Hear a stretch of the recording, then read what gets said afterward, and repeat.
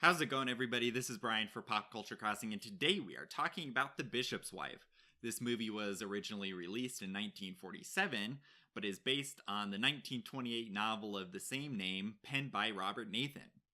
The Bishop's Wife is quite an enchanting Christmas movie and features strong story, characters, acting, and great, memorable underlying messages. As such, this movie is sure to delight and entertain audiences of all ages. Sadly, this movie is often overlooked when it comes to selecting Christmas movies, yet it is a treasure and definitely should not be missed. So the movie's story focuses on Bishop Henry Brougham and his wife Julia. Brougham is a rather young bishop and is attempting to raise funds for a new cathedral. However, he is having trouble doing just that. And he's come to the point where he's decided to try to court the city's more aristocratic class, and who may or may not be religious at all, in an attempt to gain their financing for the project. Now, Braham's actions have also resulted in the alienation of a struggling parish under his purview. So all of these things kind of combined have created a lot of stress on the bishop, and as a result have, in the personal lives, resulted in the straining of Henry and Julia's marriage. So one evening, Brougham is praying and asks God for assistance. A few moments later, a man known only as Dudley appears and claims to be an angel sent to help Brougham with his request. Being a man of faith, Brougham is actually quite skeptical, but finally agrees to allow Dudley to assist him with his request and his projects. However, the bishop does not know that Dudley's assistance will stretch far beyond the cathedral project and will impact his life, Julia's life, and many lives of their friends and acquaintances. So the film's pacing is metered actually quite well. The context of the cooling of Julia and Henry's relationship and the complex situation regarding Henry's cathedral project and the trouble he has finding financing streams is established very quickly and efficiently. Dudley's introduction into the story is also neatly woven together because he is featured in the opening sequence where he's assisting people with his angelic powers, and this is brought very nicely into Julia and Henry's lives. So once Brougham decides to allow Dudley to assist him, that's when the pacing really takes off in the story, and it just becomes very fluid as a whole. So Dudley is very calm and collected as a character, and his interactions with Julia, Henry, and others help the story progress just in a seamless manner. The Bishop's Wife tonal motifs include unfettered support of a spouse, gaining the proper perspective, not being sidetracked with pursuits that are ultimately frivolous, and guidance. Some tension is also created as the story develops. I don't really want to get into this specifically for spoilers, but this is done very well, and it adds an additional emotional element. And the inclusion of this precludes the movie from becoming just a bland, predictable, monotonous experience. The performances throughout the film are very impressive. Cary Grant's Dudley is just performed with ease. Grant does an incredible job at projecting Dudley's calm demeanor, his even-minded and beneficent character traits. And Dudley is pretty much as charming as Henry Travers's Clarence in It's a Wonderful Life.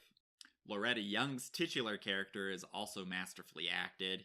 Young does an excellent job at showing Julia's just unending positivity and reassurance of Henry as he is going through these trying and difficult times with his project and everything else going on.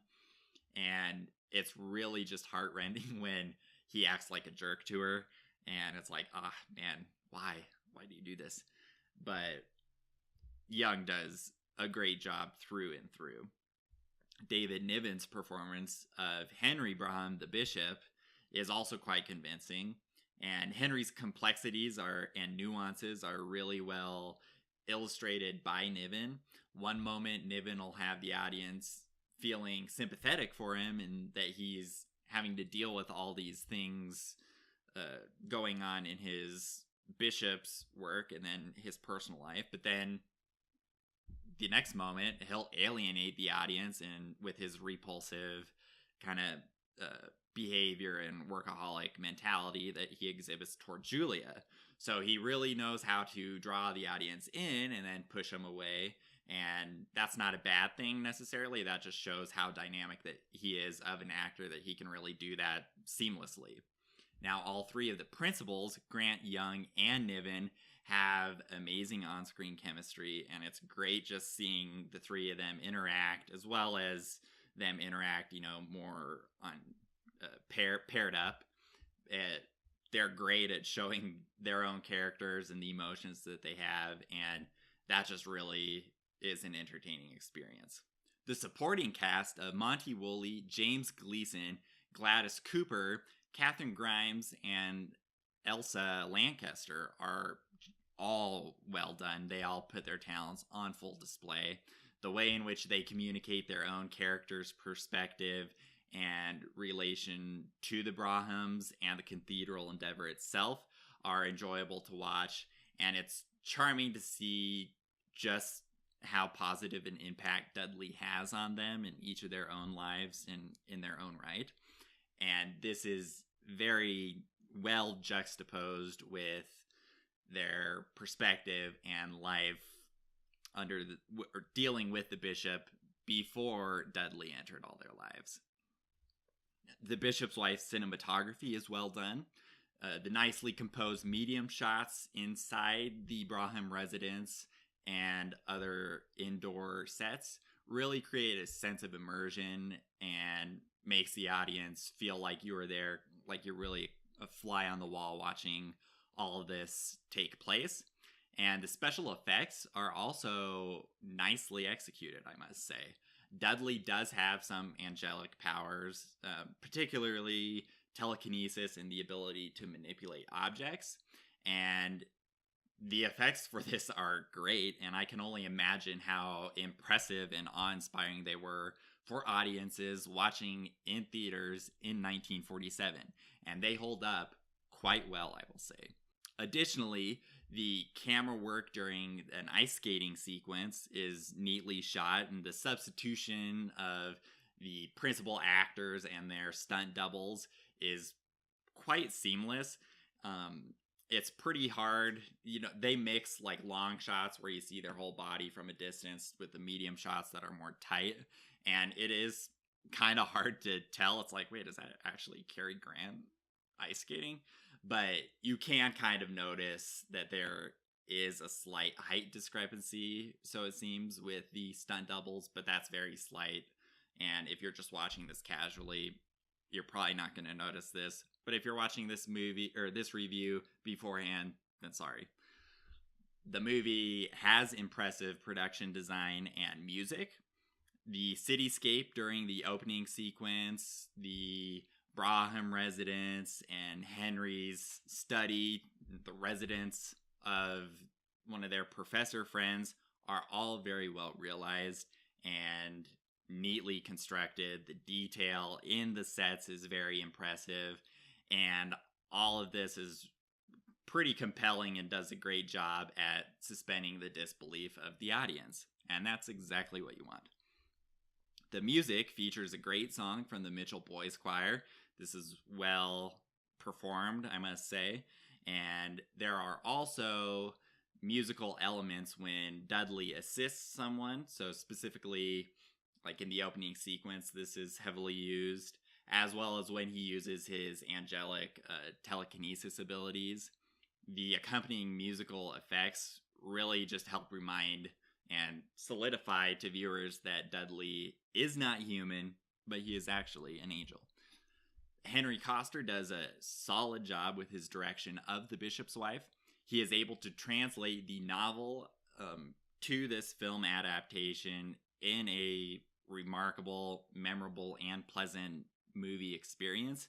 And his supervision over the actors and his ability to get great performances from them and excellent on-screen chemistry, and especially the dichotomy between Dudley and Henry, is all impressively shot and produced and executed. Moreover, the use of effects and stunt doubles on the more technical side are implemented in a very convincing manner, as I mentioned. The Bishop's Wife was also nominated for several Academy Awards, including Best Picture, Best Director, Best Film Editing, Best Music for scoring of a dramatic or comedy picture, and it actually took home the Oscar for Best Sound for recording. As such, this is just evidence that Coster and his strong direction are unmistakable throughout the film. In conclusion, The Bishop's Wife is a wonderful movie. It features a strong story, great characters, and solid technical aspects. It often gets overshadowed, as I mentioned at the top of the review, by other Christmas films, but it is a strong, great Christmas movie nevertheless. And as such, The Bishop's Wife is a film that is entertaining for the entire family and definitely should be watched. If you don't, you're really just missing out on a wonderful film. And I want to make it my mission to have more people watch this movie. So I definitely urge you to give it a shot if you have not yet seen it. So that's my review of The Bishop's Wife. Let me know your thoughts in the comments below on the YouTube channel or VidMe video or anywhere else on our social channels. You know where to find us. Let us know what you think. I'm also curious to hear your top, why don't you give me your top 3 Christmas picks, whether they're classic movies or contemporary ones. I want to know what you like watching the most this time of year. Be sure to let me know, and we'll keep the conversation alive and going, and I'll see you next time. Thanks for watching. Bye.